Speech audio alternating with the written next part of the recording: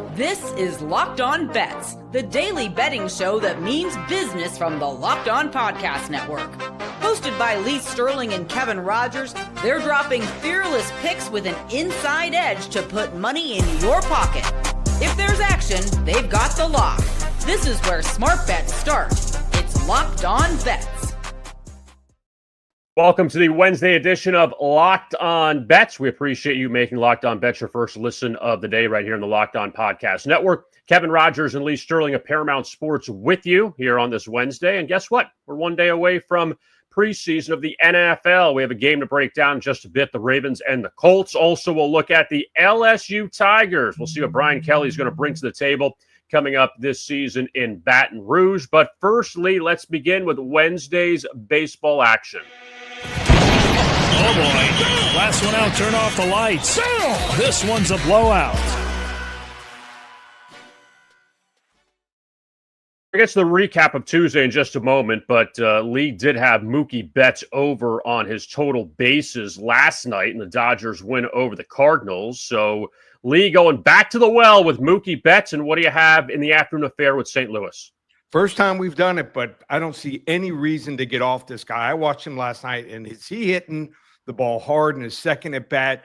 He had a double, had two more hits after that. And St. Louis, give them credit. They don't have a whole lot of talent. They were probably getting the most out of it. Their pitchers were probably pitching a little over their heads, playing good, sound defense, not beating themselves. But second half of the year, we're finding out this St. Louis team is, I wouldn't say they're a pumpkin, but they are mediocre at best, and that's what we would describe their starting rotation. Matthew Liberatore will start tonight. I'm not saying he's terrible, and he's not any better than the guy they rolled out last night. And Mookie Betts, 1.5 bases until they move it up to 2 bases. First time this year, I'm going to go back to the well here. So I'm going to go with my Locked On Bets blowout special here. It's my best bet. I'm going to go with Mookie Betts minus the 1.5 bases here. I think he's going to get at least 2. Like I said, just like the other night, he might get a double. That's what he gets. That's fine. He might even get you a home run to start off the night. So we're going to keep riding Mookie Betts for a second straight night here in our blowout special. And I believe, Lee, if I'm not mistaken, that's 5 consecutive baseball props that you've hit. We go back, Betts, Ellie De La Cruz, Bobby Witt Jr., Julio Rodriguez. It's been a pretty good run for you the last week or so on the show here with these props. Don't jinx it, Kevin. Don't jinx it. I have to say it. I'm going to do it. I don't care. So let's look back at last night. Mookie Betts, we already talked about, cashed that one. And the other 2, unfortunately, the Betts thing kind of saved it from an 0-3 night. Would have been that, but 1 and 2. We'll start with your baseball game, and I'll get to my WNBA in just a second. But the Rays and the Angels, we had the Rays on Monday. I had them. They lost. Flipped it around. You went with the Angels yesterday, and the Rays exploded in the 4th inning for 7 runs and ended up winning that one in blowout fashion. So, sometimes you say, get it out of the way, be done, and that's kind of the way it felt when Tampa Bay had that huge inning and kind of put it away. Yeah, we didn't even have any chances early. We're getting no hit, I think, through 3 or 4 innings. So just a wrong side loser. We move on. Now, in the WNBA, it feels like we've had this kind of theme in a way. That number one, when the show began about a month ago, I was hitting all these WNBA plays. It was looking good.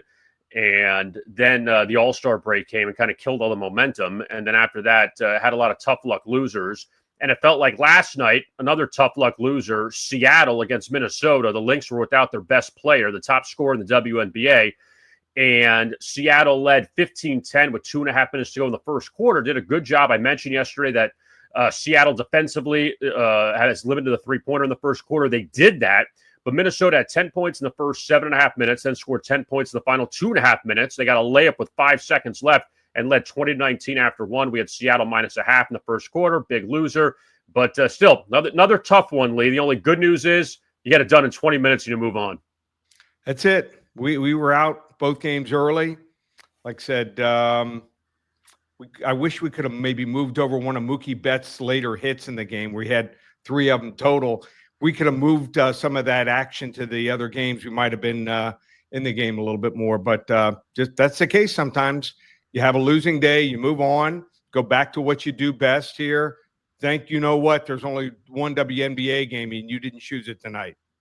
No, Golden State and Las Vegas later. We'll pass on that one. But I want to get your thoughts on this, Lee, with the NFL preseason beginning on Thursday. Well, let me ask you before we get started. I know you do a lot of pregame stuff with, obviously, a lot of it's pregame. How much live betting, in-game betting do you do with football? I don't do as much as some other people. I'm looking for really strong spots. And sometimes what's frustrating is, at least to me it is, I see something and then I press, the bet, and then all of a sudden the odds change. So that to me is one of the most frustrating things. So they're seeing some of the same things I'm doing, and you got to be quick. But, in-game is still got to be part of your game if you want to make money now. So you got to do it all. You got to do games. You got to do totals.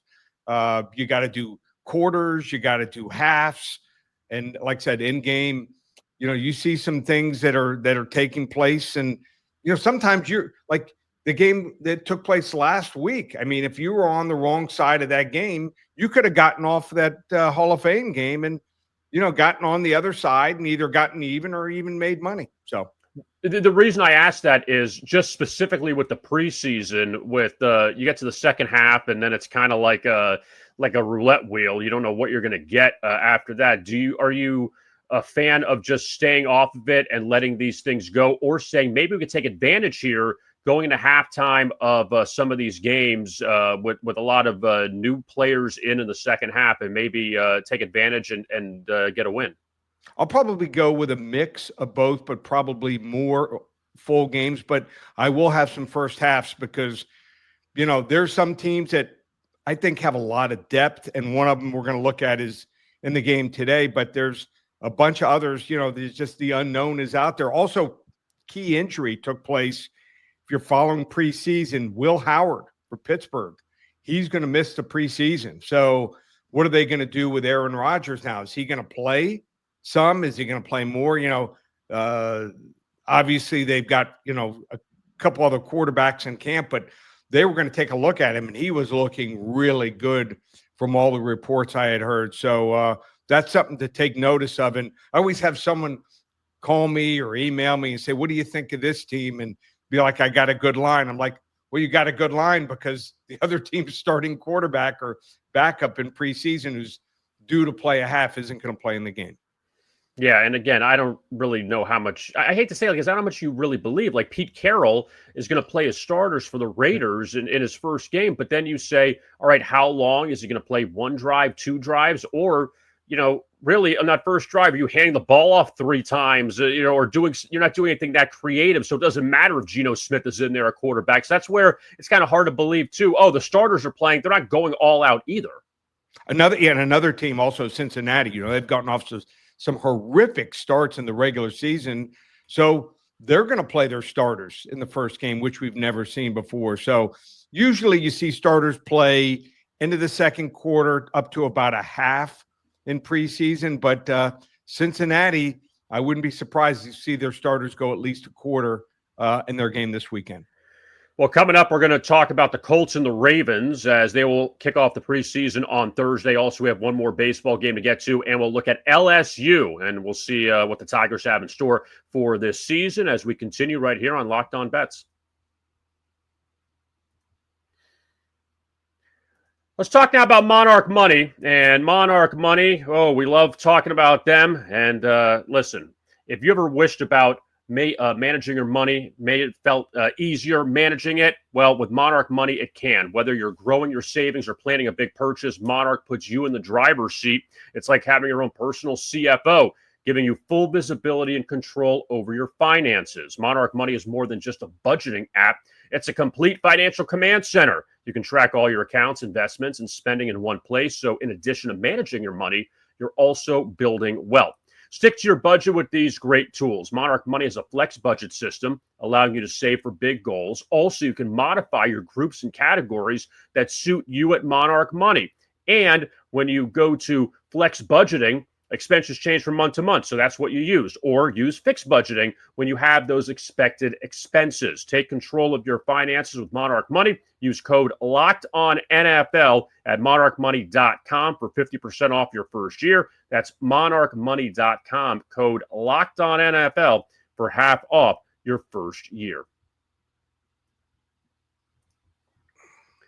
We continue here on Locked On Bets. Kevin Rogers and Lee Sterling of Paramount Sports already had one baseball play up with Mookie Betts. Now let's take a look at tonight's hidden gem. To find a diamond in the rough, you need to dig a little deeper for those hidden gems. Only 5 games at night in Major League Baseball this evening, so I figured I'd go with the big boy tonight, the A's and the Nationals in D.C. You know, the game is going to change the entire pennant race, and I'm going to go with the first 5 under a 4.5 in this one. Now, the A's scored 5 in the first inning last night. They rolled the Nationals, and a couple notes here. First off, with Washington, they're facing Jeffrey Springs. For the Nats, their offense has been bad. 2 runs or less in the first 5 innings in 7 straight games. 2 runs or less in 7 of the past 8 against left-handed pitchers in the first 5 innings. Now, for Jeffrey Springs, 5 straight overs in the first 5 innings, but also he's been helped out with great run support. 4 runs or more scored by the A's in 4 of those starts. So I don't think that's going to keep up tonight. And after last night's explosion in the first inning, we're going to go with the A's Nationals first 5. You can you can get it around plus 100. It's pretty much around there, so you don't have to lay a lot of juice with it as opposed to the over. So let's go with the under tonight in this ugly game between the A's and the Nationals, Lee. Okay. I don't want to watch more than 5 innings of this game, so get me a winner and let's change the dial. I don't think you're going to want to watch 2 innings of that game probably, but we'll just check the scores on the phone and just be done with it. I know. So let's move from the district down to Baltimore as the big NFL preseason game tomorrow. The Colts and the Ravens, and they hook up, and the wrong team favored. What the WTF?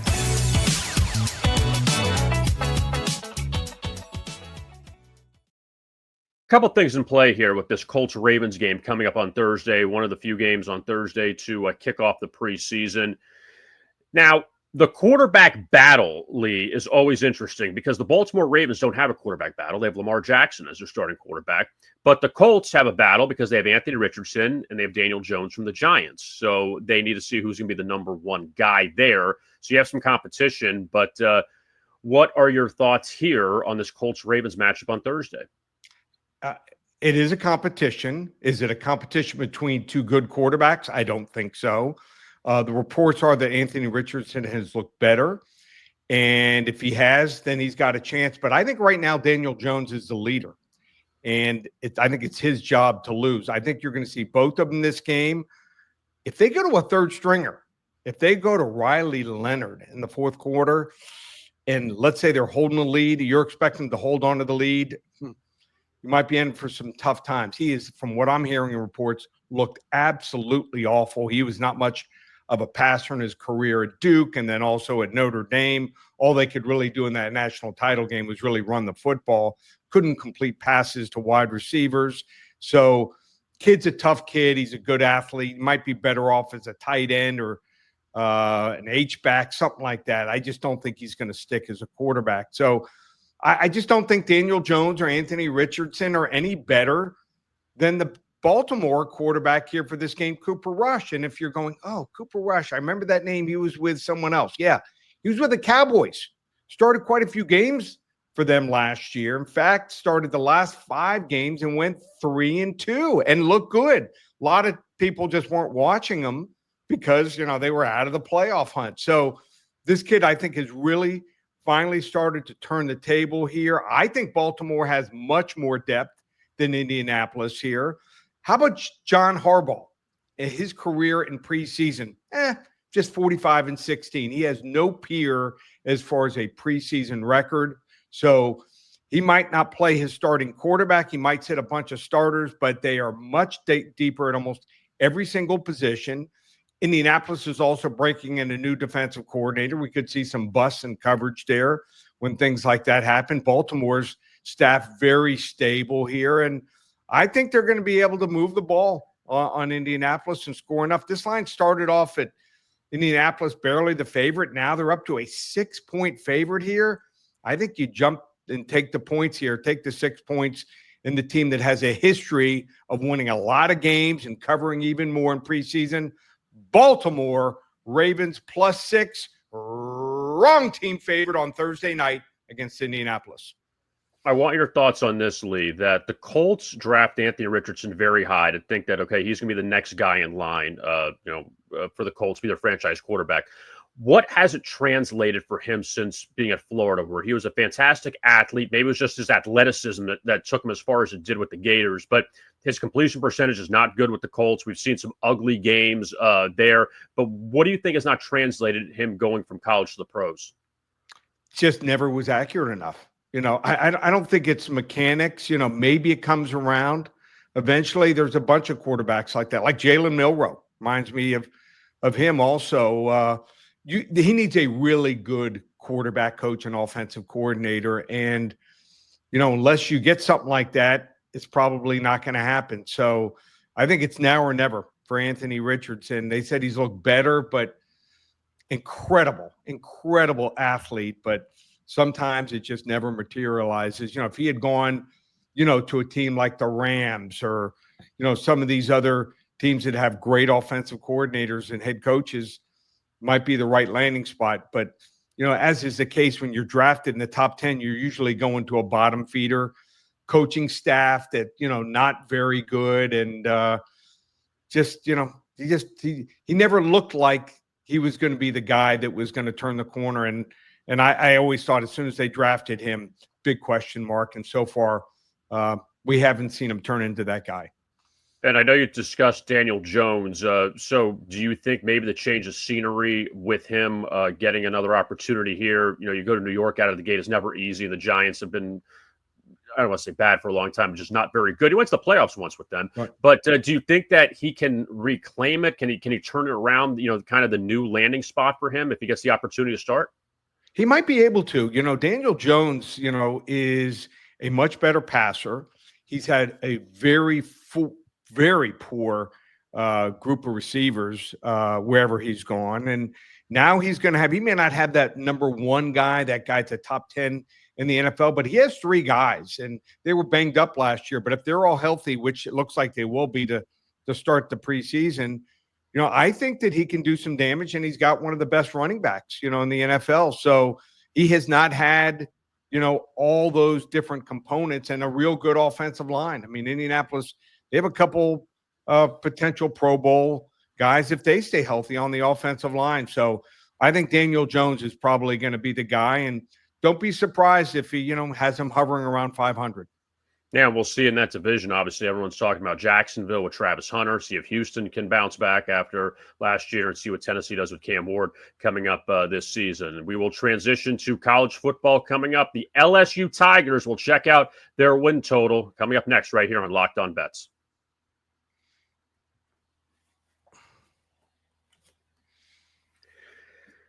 Locked On Bets continues. Kevin Rogers and Lee Sterling of Paramount Sports. And we talked about some Big Ten teams the last few days. So let's go back to the SEC with the LSU Tigers. See what Brian Kelly's got in store in Baton Rouge this season. Open it, open it, open it. Lee has the key to the lock of the day.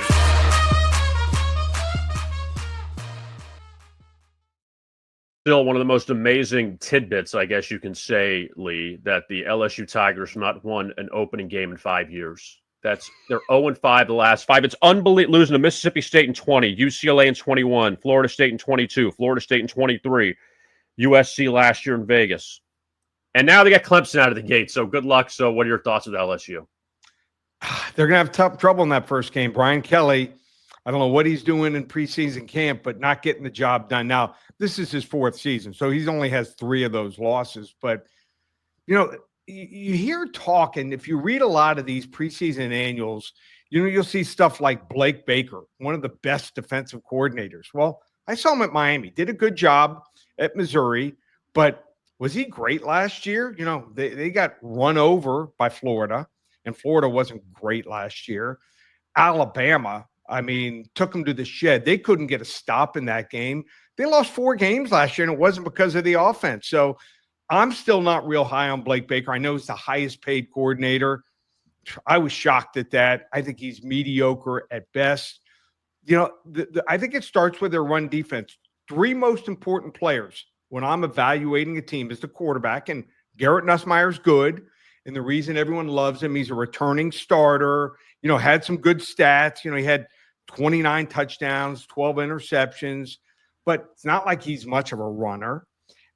He's got a bunch of good receivers, got a couple transfers come in, but doesn't have a number 1 guy, a guy that's going to go in top 10 in the first round. They didn't have much of a running game. And the second, third most important guys are defensive tackles, and they don't return starters there. Yeah, they return total of 7 guys on defense, but those 2 guys in the middle, why are defensive tackles so important? Yeah, they stop the run, and they also get the push in the pass rush. And, you know, it helps out the defensive ends. They've got some nice defensive ends, but I'm not sure if they're strong enough there. When they were really good, they were good enough on the offensive line, where they also lost a top 5 pick, and also their 2 bookends, starting left tackle, starting right tackle. So, you know, I think LSU is good. Everyone's seeing a number sitting at 8.5 win total, but they got to go and play Clemson in the first game, probably a loss in my opinion. They got to go to Ole Miss. Ole Miss, tough place to play. They got to travel to Alabama, who cleaned their clocks last year and is their biggest rival. And then they got to travel to Oklahoma, maybe the most underrated team in the SEC. And they still got to play Florida. They could lose another game to Arkansas along the way. Arkansas, they just absolutely dominated Arkansas last year. So you don't think Arkansas is going to want to come into Baton Rouge and maybe get some revenge there? So that's maybe a real good spot for Arkansas after LSU plays Alabama. So everyone's looking at this total here, 8.5. They're thinking free money. I think you don't fall for the bait here. I'm going to go with the under. Believe it or not, the under 8.5 wins for LSU this year. Everyone's got them in the college football playoff. I think this SEC, it's going to come down to the final couple of weeks to see who makes it. And there's going to be 5, 6, maybe 7 teams still alive at that point. Under 8.5 wins for the LSU Tigers here. I'm going to hold that Tiger by the tail under for our level 2 lock.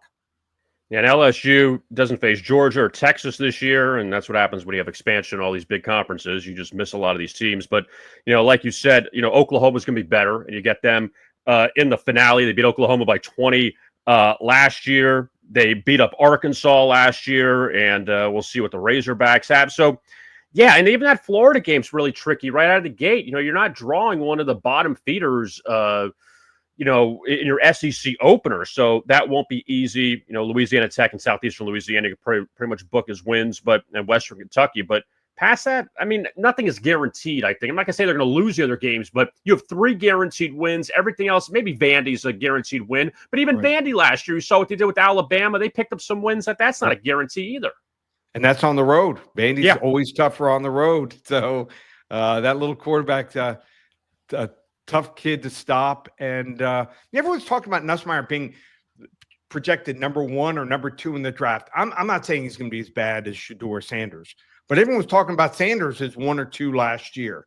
So, you know, he gets off to a tough start. He might start pressing. It's not like Brian Kelly has won anything. So I'm just I think they're good, but unless they win that first game, I think they might be in trouble.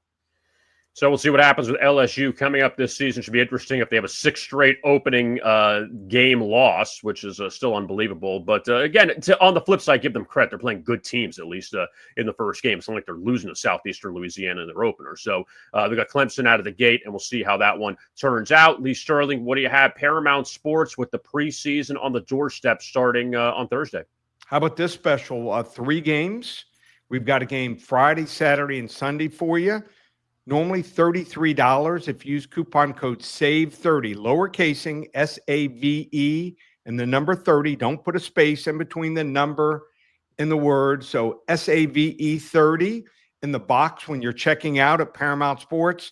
going to save $30. 3 games, $3. So want to build a bankroll for you headed into the season. That way you can sign up for the month or a season. So go to ParamountSports.com. 3 games, not $33, just $3 with the coupon code SAVE30. Also baseball rolling along and the player props. You get 10 days of each there, just $50. And UFC coming up again. We did have a rare losing card last week, but we've still won 9 of the last 11 cards. Everything's up and available. Just one place, ParamountSports.com, or call us 800-400-9741. And don't forget to like and subscribe to our YouTube channel, Locked On Bets, as well as our podcast on your favorite platform. Check it out, Locked On Bets, and also on X. I'm at Rogers Picks, and Lee is at Paramount Sports. We'll be back with you coming up on Thursday for another edition of Locked On Bets right here on the Locked On Podcast Network.